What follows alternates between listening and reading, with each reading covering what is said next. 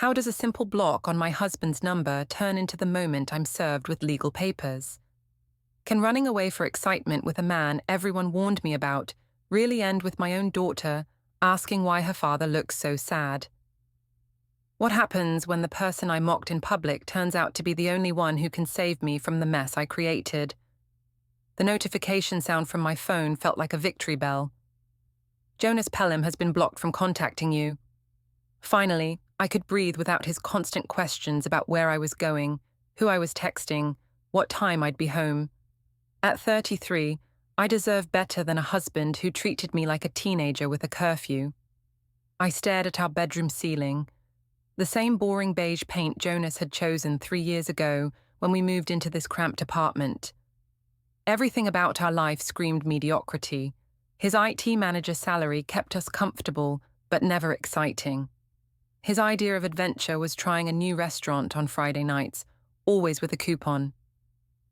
"Mummy, why did Daddy sleep on the couch?" 6-year-old Piper stood in our doorway, clutching her stuffed elephant. Her dark hair, so much like Jonas's, stuck up at odd angles. "Daddy snores too loud, sweetie. Go brush your teeth." I rolled over, pulling the covers higher. The lie came easily. Jonas didn't snore. He'd moved to the couch after our fight last night, when I'd told him I was tired of his controlling behavior. The fight had started over something stupid. He'd asked why I was texting so late, why I'd been working overtime 3 nights this week, why I seemed distant. His questions felt like accusations, like he didn't trust me to live my own life. "You're suffocating me, Jonas," I'd said, my voice rising. "I can't even have friends without you interrogating me." "I just asked who you were texting at midnight, Vesper. That's not unreasonable." "It is when you ask every single night. I'm not your prisoner." He'd gone quiet then, that infuriating way he shut down during arguments, just stared at me with those brown eyes, processing everything like one of his computer programs. "Fine," he'd said finally. "I'll sleep on the couch." That's when I'd blocked his number, let him wonder what I was doing, who I was talking to. Maybe a little mystery would remind him why he'd married me in the first place. My phone buzzed. A text from Eli. "Coffee before work, I missed you last night." Eliot Dray was everything Jonas wasn't. Spontaneous, exciting, dangerous in the best way. We'd met at the HR conference last month, where he'd charmed everyone with stories about his travels, his adventures, his refusal to be tied down by society's expectations. At 30, he still lived like he was 25, and I envied that freedom. "Can't wait," I texted back, adding a heart emoji. Then I deleted it and sent a winking face instead. Hearts were too serious, too much like commitment. Jonas was already gone when I got to the kitchen, probably left early to avoid another confrontation. Good. I was tired of tiptoeing around his feelings. Piper sat at the table, methodically eating cereal while watching cartoons on the tablet. "Where's Daddy?" "Work." I poured coffee into my travel mug, checking my reflection in the microwave door. The red dress I'd chosen hugged my curves perfectly. Eli would notice. "He looks sad this morning." "Daddy's fine, Piper. Eat your breakfast." But as I drove to meet Eli, I couldn't shake the image of Jonas's face last night. Not angry, not hurt exactly, just resigned, like he'd expected this moment for a long time. The coffee shop buzzed with morning energy. Eli sat in our usual corner booth, his leather jacket draped over the chair. He looked up when I approached, that crooked smile spreading across his face. "There's my beautiful escape artist." He stood to kiss my cheek, his hand lingering on my waist. "You look incredible." "Thank you." I slid into the booth across from him. "Jonas barely looked at me this morning." "His loss." Eli's fingers found mine across the table. "You deserve someone who appreciates what he has." We talked about everything except my marriage, Eli's latest job interview, his plans to travel to Mexico next month, the band he was thinking about joining. His life sounded like freedom itself. "Come with me," he said suddenly. "To Mexico. We could disappear for a week, just drive and see where we end up." Before we dive deeper into this story, I have one small request. Please subscribe, drop a like, comment, and hit that hype button to boost this channel so more people can discover these incredible stories. My heart jumped. I can't just leave. I have responsibilities. Like what? A job that doesn't appreciate you. A husband who takes you for granted. His thumb traced circles on my palm. When's the last time you did something just for you? I couldn't remember. Every decision revolved around Jonas's schedule, Piper's needs, our budget, our 5-year plan. When had I stopped being Vesper and become just Jonas's wife? Think about it, Eli said. Life's too short to waste on people who don't see your worth. At work, I floated through meetings and emails, Eli's words echoing in my mind. My colleague Sandra noticed my mood immediately. You're glowing today. New moisturizer. Something like that. I couldn't stop smiling. For the first time in years, I felt alive, desired, free from Jonas's suffocating routine. During lunch, I posted a photo on Instagram, me laughing at something Eli had said, both of us looking carefree and young. The caption read, "Sometimes you need to remember who you are outside of everyone else's expectations. Nana living my best life. Nana in freedom, nana no regrets." The likes poured in within minutes, friends from college, co-workers, even some of Jonas's relatives, everyone except Jonas, who didn't have social media accounts.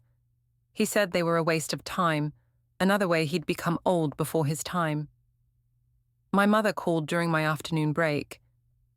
"I saw your post, honey. You look so happy. It's been too long since I've seen you smile like that." Greta Aldane had never been Jonas's biggest fan. She thought I'd settled, married too young to the first stable man who'd shown interest. "You're too vibrant for someone so serious," she'd said after our engagement. "Marriage shouldn't dim your light." "I am happy, Mom. Finally remembering what that feels like." "Good. You've seemed so tense lately. Jonas means well, but he's always been a bit controlling, hasn't he? All those questions about your schedule, your friends."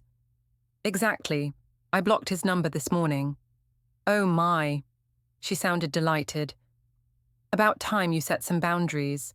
A little space might remind him not to take you for granted." After work, I drove home slowly, dreading the inevitable confrontation. But Jonas's car wasn't in our assigned parking spot.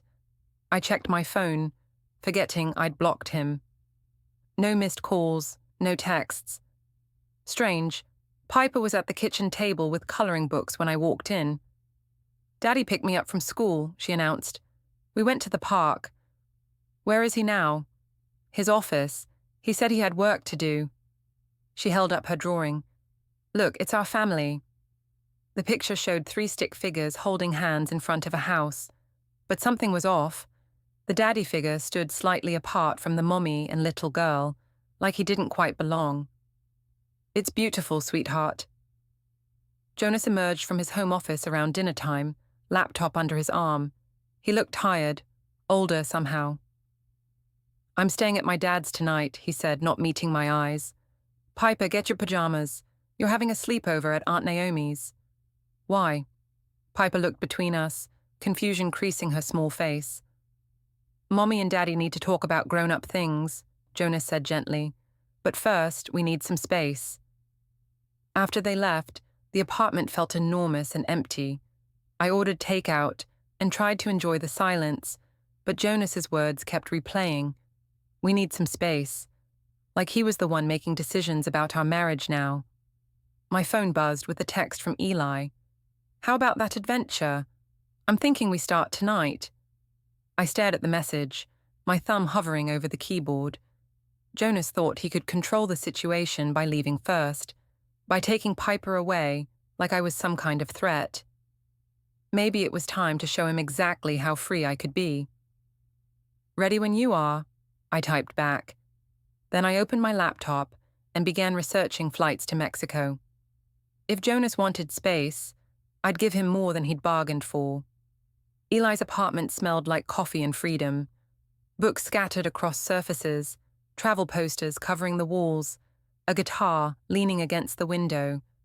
Everything Jonas's organized, sterile home office wasn't. "I can't believe you actually came." Eli pulled me close as soon as I walked through the door. "I was starting to think you'd chicken out." "I'm full of surprises." I'd packed a weekend bag, telling myself this was just a short break. Time to think, to remember who I was before marriage and motherhood consumed my identity. We sat on his couch, my legs curled under me, his arm around my shoulders. The city lights twinkled through his window, and for the first time in months, I felt like I could breathe. "Tell me about your marriage," Eli said, his fingers playing with my hair. "What went wrong?" The words poured out, years of feeling invisible, unappreciated, trapped in Jonas's rigid schedule. How he questioned everything I did, everyone I talked to. How he'd changed from the sweet, attentive boyfriend into a controlling husband who treated me like a child. "He monitors our bank account obsessively," I said. "Questions every purchase, every coffee date with friends. Last month, he actually asked for receipts from my girls' night out." "That's not normal, Vesper. That's financial abuse." The term hit me like a revelation. I'd never thought of it that way, but Eli was right. Jonas's behavior wasn't protective, it was controlling. "You deserve so much better," Eli murmured, pressing a kiss to my temple. "Someone who celebrates your independence instead of trying to crush it." We talked until dawn, sharing stories and dreams. Eli had lived in 6 different cities, tried dozens of jobs, collected experiences instead of possessions. His life was the opposite of Jonas's careful planning and predictable routine. "I have a confession," he said as the sun rose. "I looked you up online after we met. Your husband seems intense." "What do you mean?" "His LinkedIn profile, the way he describes his work. Very detail-oriented, very controlling personality type. I bet he has spreadsheets for everything." He wasn't wrong. Jonas kept spreadsheets for our budget, our schedules, even our grocery lists. I'd thought it was sweet when we first moved in together. Now it felt suffocating. My phone, still on silent, showed 17 missed calls from Jonas's dad and sister. I ignored them. They'd always taken his side anyway, acting like I was lucky to have landed their precious Jonas. "Let's get breakfast," Eli suggested. "There's this amazing little place downtown. Very Instagram-worthy." The cafe was perfect, all exposed brick and vintage furniture. I posed for photos while Eli snapped pictures, both of us laughing and flirting like teenagers. The attention felt intoxicating after months of being ignored at home. "Post that one," Eli said, showing me a photo where I looked radiant, carefree. "Show the world the real Vesper." I uploaded it with the caption, "Sometimes you have to lose yourself to find yourself. New adventures with someone who actually sees me. Authentic, dark new beginnings, dark living my truth." The responses came immediately. My college friends cheering me on, co-workers liking and commenting with fire emojis. Even my mother commented, "Finally, this is the daughter I remember." But there were other comments too. Jonas's sister Naomi. "Really, Vesper, this is how you handle problems?" I deleted her comment and blocked her. I didn't need that negativity in my life. "Your phone's been buzzing non-stop," Eli observed. "Just people who don't understand what it's like to be trapped in a loveless marriage." I silenced the notifications entirely. I'm done letting other people's expectations control my happiness.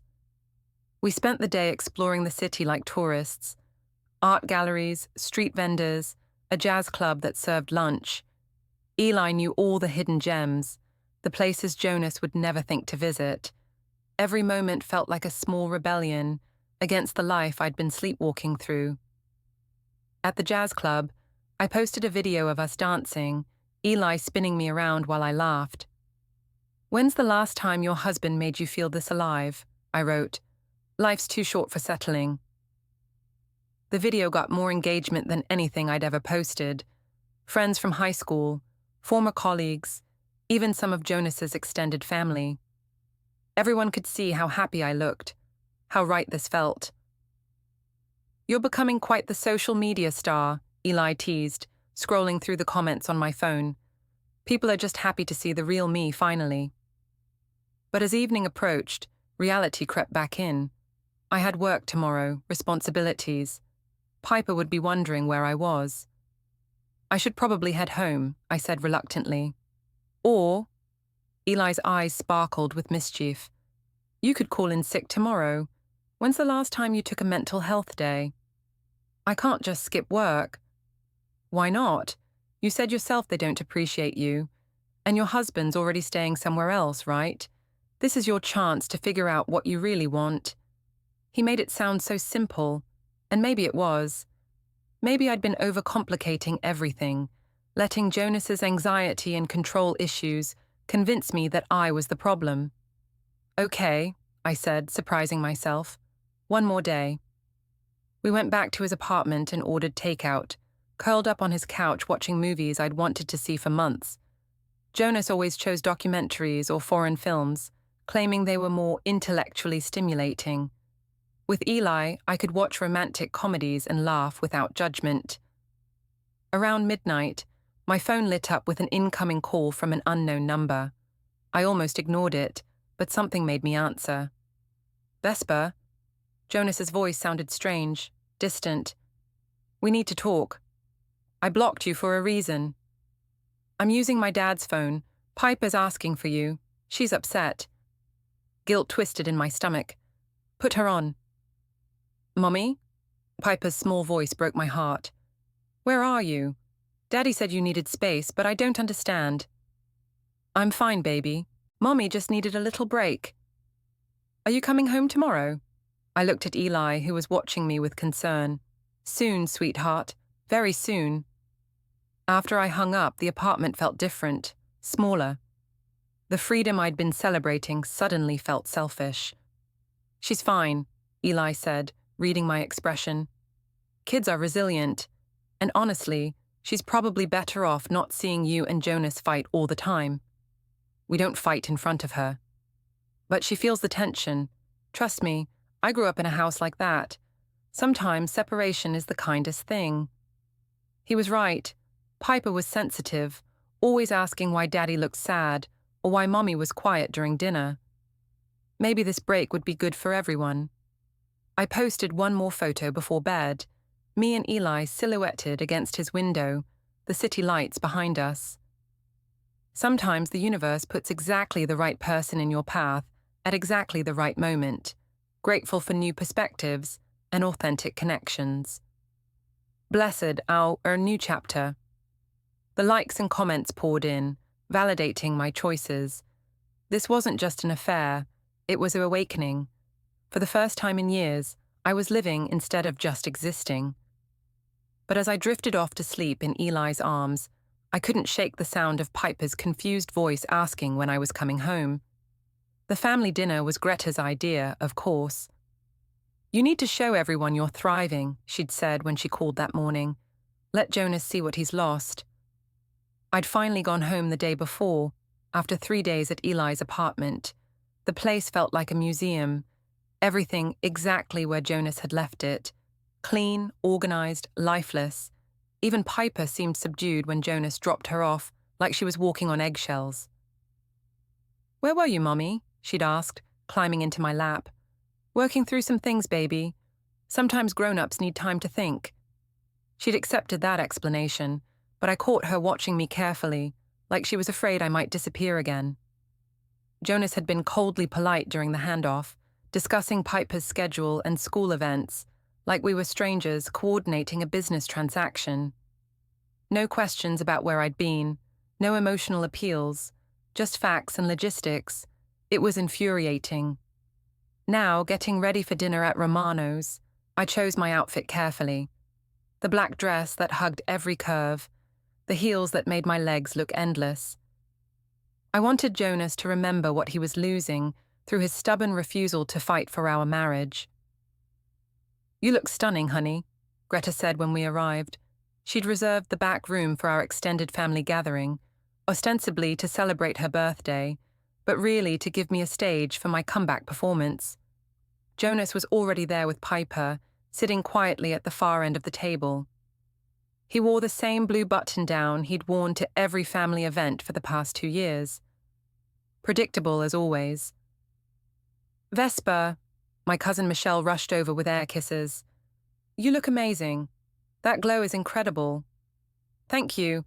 I've been focusing on self-care lately." "Good for you.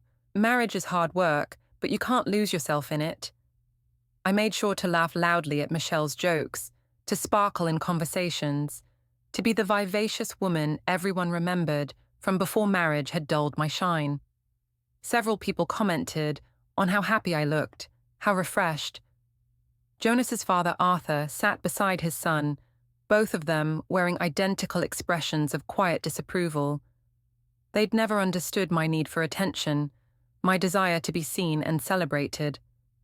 Jonas used to joke that I could light up any room, but somewhere along the way, he'd started treating that quality like a character flaw. "Mummy, can I sit with you?" Piper appeared at my elbow, looking uncertain. "Of course, baby." I pulled out the chair beside me, but she hesitated. "Daddy looks sad again. Maybe I should sit with him." "Daddy's fine. He's just tired from work." But when I glanced over, Jonas did look sad. Not angry or hurt, just defeated, like he'd already given up on us. The thought should have bothered me more than it did. Halfway through dinner, Eli texted, "How's the family performance going? Missing you." I smiled at my phone, typing back, "Wish you were here. This is so boring." "Ditch them. Come over." "Can't, but maybe later." "Always. You know where to find me." "Everything okay?" Greta asked, noticing my phone. "Just a friend checking in." I made sure to say it loudly enough for Jonas to hear. After dessert, people started mingling, moving around the room with drinks and conversations. I found myself near Jonas, who was helping Piper color on a kid's menu. "She's been asking about you," he said quietly, not looking up. "I've been here." "Have you?" His brown eyes met mine finally. "Because it feels like you checked out months ago." "Maybe because you made me feel invisible months ago." "I never." "You did, with your questions and your schedules and your need to control everything I do." He was quiet for a long moment, watching Piper carefully color inside the lines. "I thought I was being supportive, interested in your life." "There's a difference between interest and interrogation, Jonas." "Is that what this is about? The questions?" Before I could answer, Eli walked into the restaurant. My heart stopped. I hadn't told him where we were having dinner, but he'd found us anyway. He stood in the doorway, scanning the room until his eyes found mine. "Friend of yours?" Jonas asked, following my gaze. Eli approached our table with that confident swagger I found so attractive. He wore dark jeans and a fitted black shirt that showed off his lean build. Next to Jonas's conservative button-down, he looked like a movie star. "Sorry to interrupt," Eli said, his voice carrying across the suddenly quiet room. "Vesper, you left your earrings at my place." The silence was deafening. Every conversation stopped, every eye turned to us. Jonas's face went completely blank, that computer processing look I knew so well. Piper looked between the adults, sensing the tension but not understanding it.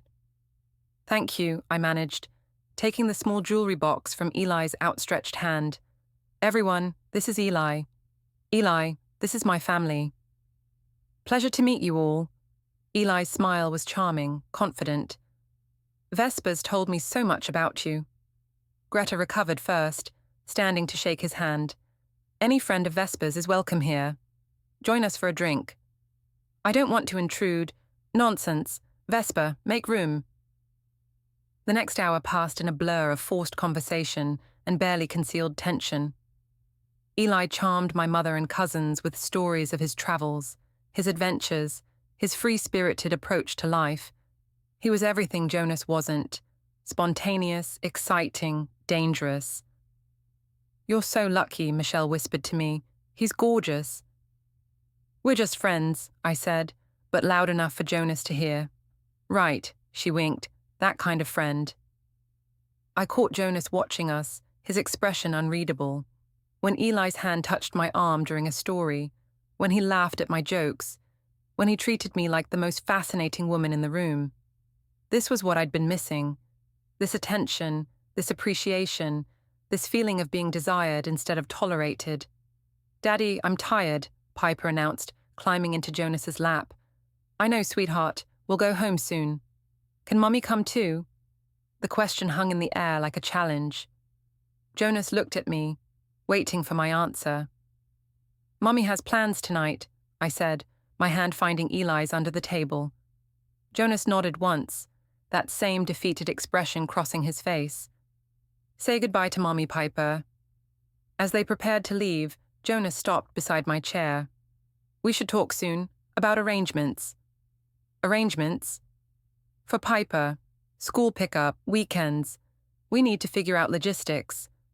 He was already planning our separation, dividing our life into schedules and custody agreements. The businessman in him taking over, organizing the dissolution of our marriage like any other project. "Fine," I said. "We'll talk." After they left, the party felt lighter somehow. People relaxed, conversations flowed more freely. Eli fit seamlessly into my family, making everyone laugh with his stories and charm. "He's wonderful," Greta gushed during a private moment. "So much more exciting than Jonas.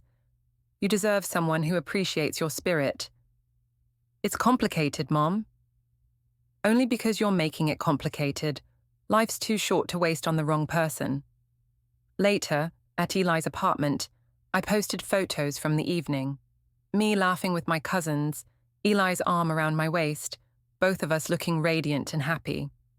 The caption read, "Family dinner with someone who actually gets my sense of humor. Grateful for people who see the real me. Authenticity, or unhappiness, when living my truth."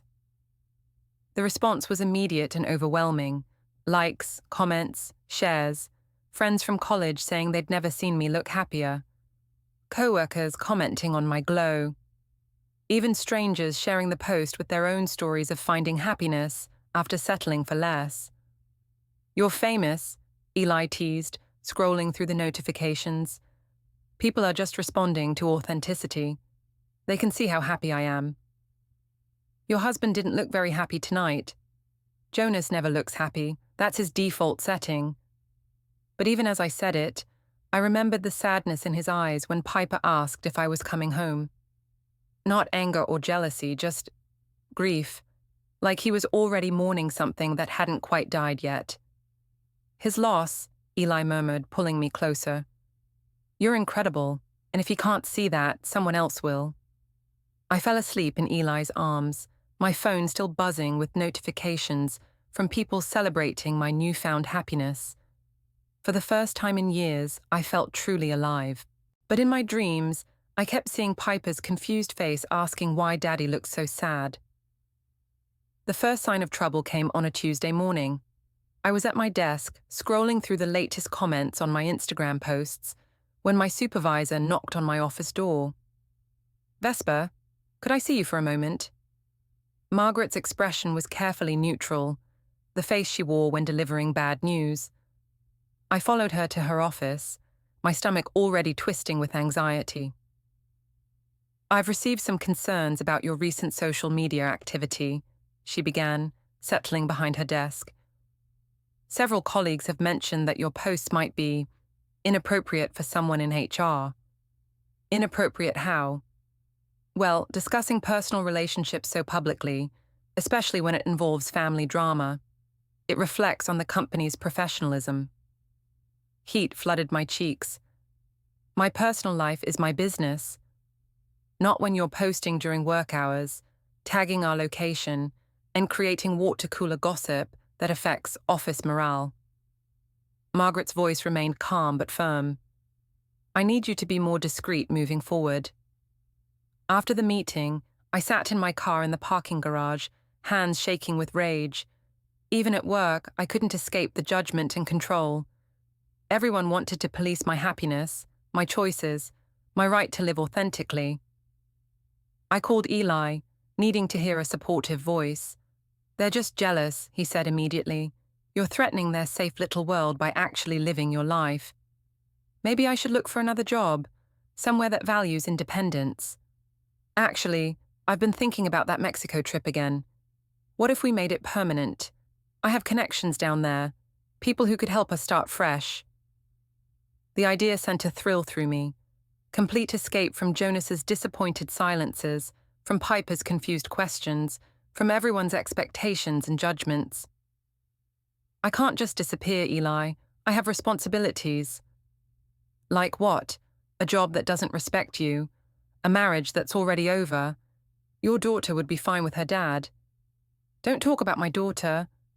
I'm sorry, I just meant, look, you've been miserable for years. When's the last time you felt as alive as you do with me? He was right. These past few weeks had been the happiest I'd felt since before Piper was born. Maybe even since before I'd married Jonas and let his careful, controlled world shrink mine to nothing. That evening, I picked up Piper from Naomi's house. Jonas's sister had been watching her more often lately, stepping in whenever Jonas worked late or I had plans. "Mommy!" Piper ran to me, backpack bouncing. "Aunt Naomi taught me to make cookies." "That's wonderful, baby." I hugged her tight, breathing in her little girl scent of strawberry shampoo and playground dust. Vesper. Naomi appeared in the doorway, her expression carefully controlled. "Could we talk for a minute?" I followed her to the kitchen while Piper played with building blocks in the living room. "I don't usually get involved in other people's business," Naomi began, "but Piper's my niece, and I love her." "Of course you do." "She's been asking a lot of questions lately, about why you and Jonas don't live together anymore, why there's a strange man in the pictures on your phone, why everyone seems upset all the time." Guilt twisted in my stomach. "She's fine. Kids are resilient." "She's 6, Vesper. She doesn't understand why her world is falling apart." "Her world isn't falling apart. Jonas and I are just working through some issues." "By parading your affair partner around family dinners?" The words hit like a slap. "Eli is my friend." "Right." Naomi's voice was flat. "Look, I don't care what you do with your marriage. That's between you and Jonas. But that little girl in there deserves better than being caught in the middle of whatever this is." I grabbed Piper's hand and left without another word. How dare Naomi judge my choices when she'd never been married, never felt trapped in a relationship that was slowly suffocating her. At home, I helped Piper with homework while texting Eli about dinner plans. The domestic routine felt surreal after our conversation about Mexico. Was this really the life I wanted? Helping with math worksheets and packing lunchboxes while my youth slipped away. "Mommy, when is Daddy coming home?" "I don't know, sweetheart. We're still figuring things out." "I miss him." "I know you do. Do you miss him?" The question caught me off guard. Did I miss Jonas? I missed the security, the predictability, the way he handled all the boring adult responsibilities so I didn't have to think about them. But did I miss him? It's complicated, Piper. That night, after she was asleep, I video called Eli from bed. He was at some bar downtown, music thumping in the background. "Hey, beautiful," he said, his voice slightly slurred. "Missing you." "Are you drunk?" "Just having a good time. You should come out." "I can't leave Piper alone." "Right, the kid." He seemed to remember my situation reluctantly. "Well, tomorrow then. I have something to show you."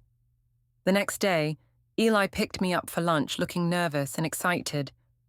Instead of our usual cafe, he drove to a sketchy part of downtown I'd never seen before. "Where are we going?" "Trust me." He parked outside a pawn shop with barred windows and faded signs. My stomach clenched with unease. "Eli, what's this about?" "I need to grab something real quick. Wait here." Through the dirty window, I watched him argue with the clerk, their voices getting louder. Other customers stared, and I slunk lower in the passenger seat. This wasn't the charming, confident man who'd swept me off my feet. This was someone desperate, maybe dangerous. When he returned to the car, his hands were shaking. "Everything okay?" "Fine, fine." Just some old business I needed to clear up. But it wasn't fine. Over the next few days, Eli became increasingly paranoid, constantly checking his phone, looking over his shoulder. The carefree adventurer was disappearing, replaced by someone anxious and secretive. Maybe we should cool things down for a while, I suggested, during one of his particularly jumpy moments. Are you serious? After everything we've talked about? I just think you're doing it again, letting other people's opinions control your life. I thought you were different, Vesper. The disappointment in his voice cut deep. Maybe he was right. Maybe I was reverting to my old patterns, choosing safety over happiness. That weekend, Jonas came to pick up Piper for their scheduled time together. He looked tired, older somehow, but there was something different in his demeanor, less defeated, more resolved. We need to talk, he said after Piper ran to get her overnight bag. About what? About making this official. The separation. My heart lurched. Official how? Lawyers, custody agreements, division of assets. His voice was businesslike, emotionless. We can't keep living in limbo. I thought we were just taking a break. Are we? Because from where I'm sitting, you've moved on pretty decisively. Before I could respond, Piper bounded back with her stuffed elephant and a drawing she'd made. Look, Daddy, it's you and me at the park. The picture showed two figures on swings, both smiling. No mommy figure anywhere. It's beautiful, sweetheart. Jonas's voice was gentle with her, so different from the cold tone he'd used with me. After they left, the apartment felt enormous and empty. I called Eli, needing distraction from the growing certainty that my marriage was really ending. Come over, I said. I need to see you. But when I arrived at his apartment, it was dark. I knocked repeatedly, called his phone, even asked the neighbor if they'd seen him. Nothing. For the first time in weeks, I was completely alone with my choices. The calendar notification appeared on my phone at exactly 3 p.m. on Thursday. Downtown 3 p.m. important meeting. J. I stared at the message, my coffee growing cold in my hands. Jonas had been unreachable for 3 days, not responding to my texts or calls. Even Piper seemed confused by his absence during their usual Wednesday night dinner. Where's Daddy? She'd asked the night before. Working late, baby. But I'd driven by his office building and his car wasn't there. I'd called his father and sister, but both claimed they didn't know where he was. For the first time since this whole mess started, Jonas was the one disappearing. The meeting location was the Civic Plaza downtown, a busy area filled with office buildings and legal firms. My stomach churned as I parked, remembering our conversation about lawyers and custody agreements.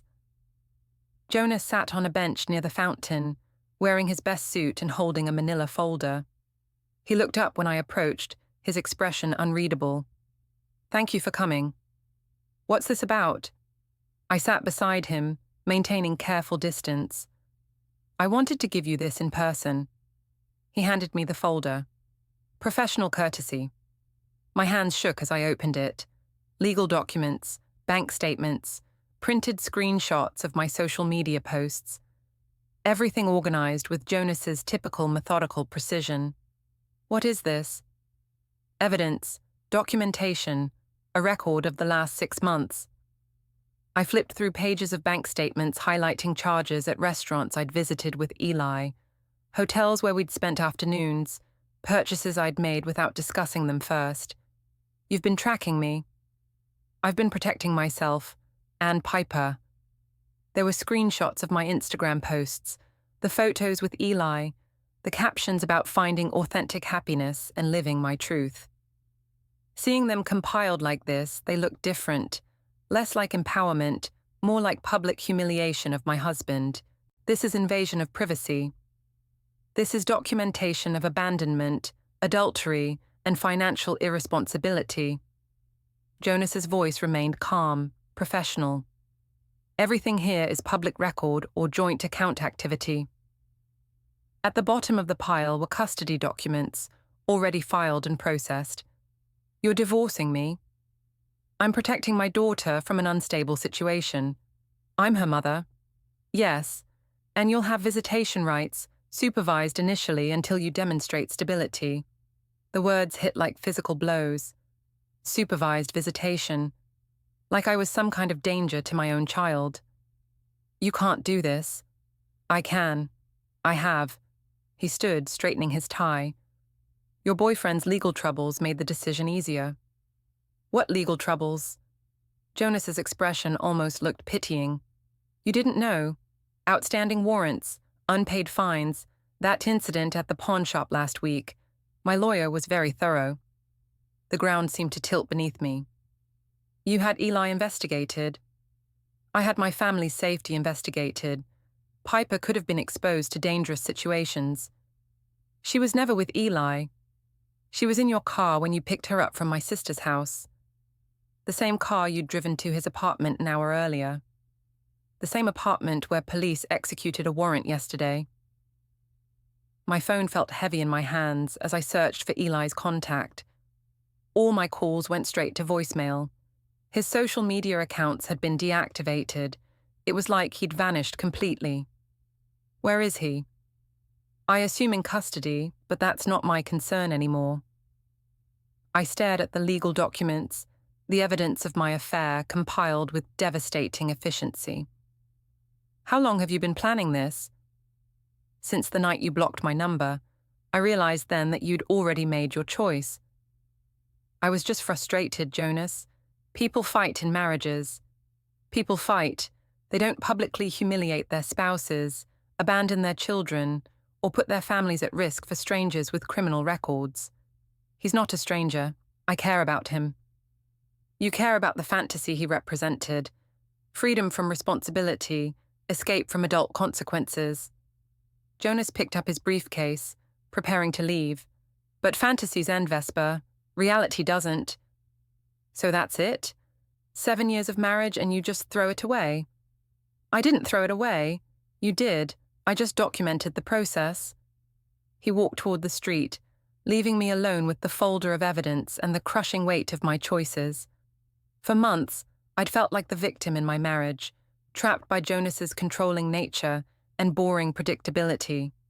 Now, seeing our relationship through his eyes, I felt like a stranger to myself. My phone buzzed with a text from an unknown number. This is Eli. Had to ditch the old phone. Meet me at the bus station. We can still make this work. I stared at the message, remembering his talk about Mexico, about starting fresh. He was offering me exactly what I'd thought I wanted. Complete escape from the mess I'd created. But sitting in the plaza, surrounded by the evidence of my choices, I couldn't remember why that had seemed appealing. Running away with a man I barely knew, leaving my daughter, destroying what was left of my reputation. Was this really the freedom I'd been seeking? I thought about Piper's drawing, the one with just her and Daddy at the park. How long had she been preparing for my absence? How many nights had she fallen asleep wondering if Mommy was coming home? Vesper? A familiar voice interrupted my spiral. I looked up to see Naomi approaching, her expression concerned rather than judgmental. Jonas called me.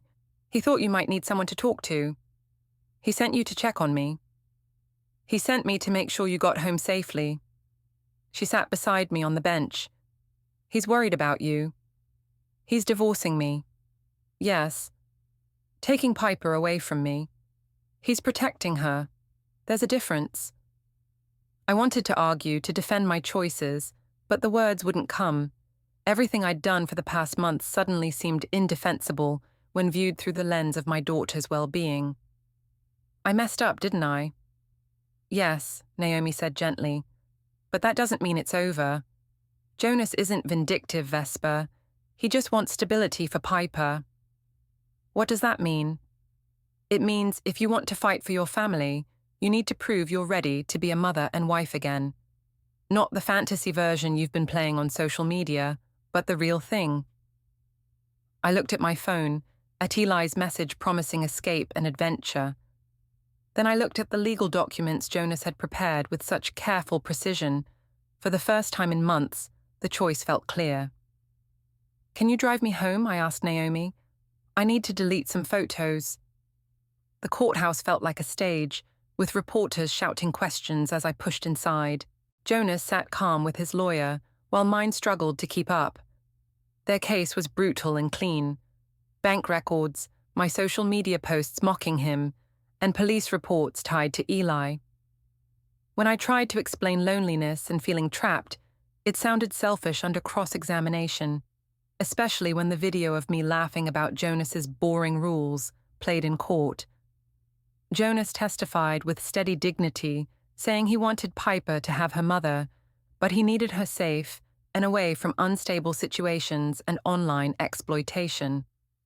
The judge ruled primary custody stayed with Jonas, and I'd get supervised visits, with a chance to expand after 6 months of counseling and stability. Outside, I told reporters the only honest thing left. I'd focus on being the mother Piper deserved. That night, I almost begged Jonas by text, then sent a simple message accepting his decision. He replied, 2 hours on Saturday, supervised by Naomi. In the park, Piper hugged me carefully, talked about school, and said Daddy told her I was learning to be happy in a healthy way. When it ended, I felt hollow, but hopeful. Later, Jonas tagged me in a photo of Piper, laughing on the swings, writing that good dads make sure their daughters feel loved by both parents, even when it's complicated. The comments weren't cruel, they were human. I saved the post and booked another therapy session. 6 months later, I returned to court, looking like a real mother, not a brand. The judge reviewed my progress and granted expanded custody, unsupervised visits, overnights, holidays. Jonas looked at me with something warmer than before. In the parking lot, he said I did the work and he just kept Piper safe while I figured it out. On the drive to the zoo, Piper squeezed my hand and told me she was proud of me for learning to be happy the right way. And for the first time in a long time, I believed I could keep earning it.